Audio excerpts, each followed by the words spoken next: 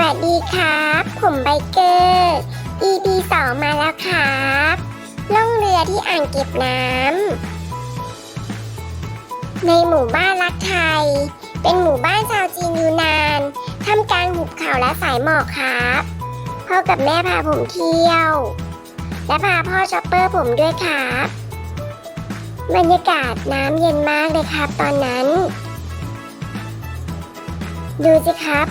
พ่อผมตื่นเต้นกว่าผมอีกมองซ้ายมองขวาเลย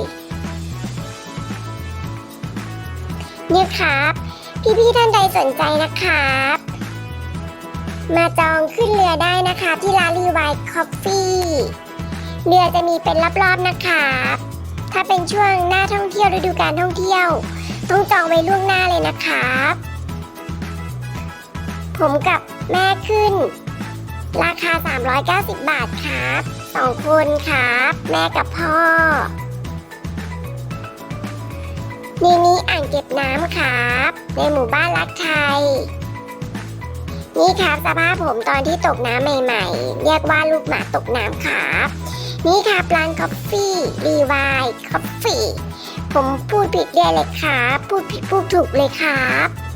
นี่ครับถ่ายกับแม่ผมสวยไหมครับนี่ครับตอนล่องเรือแม่ผมก็นั่งจิบชาไปด้วยนะครับก็มีบริการชาด้วยครับชาอร่อยมากครับแล้วก็แม่ผมก็สั่งเค้กชาเขียวมากินด้วยดูสิครับแม่กอดผมซะแน่นเลยหายใจไม่ออกหน้าตาผมเต็มใจมากเลยครับ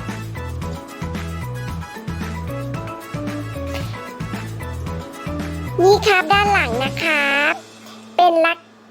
รีไวท์รักไทยรีสอร์ทนะครับผมพูดผิดอีกแล้วครับขอโทษนะครับผมเริ่มแก่แล้ว7 ขวบแล้วครับผมส่วนพ่อผมก็10 ขวบแล้ว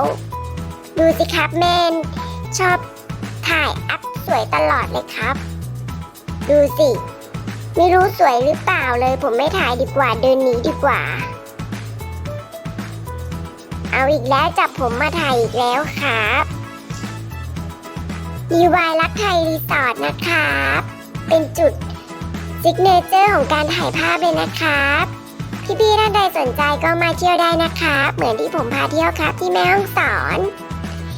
ยังมีสถานที่อื่นที่ผมจะพาเที่ยวในแม่ฮ่องสอนอีกมากมายนะคะติดตามชมผมด้วยนะครับ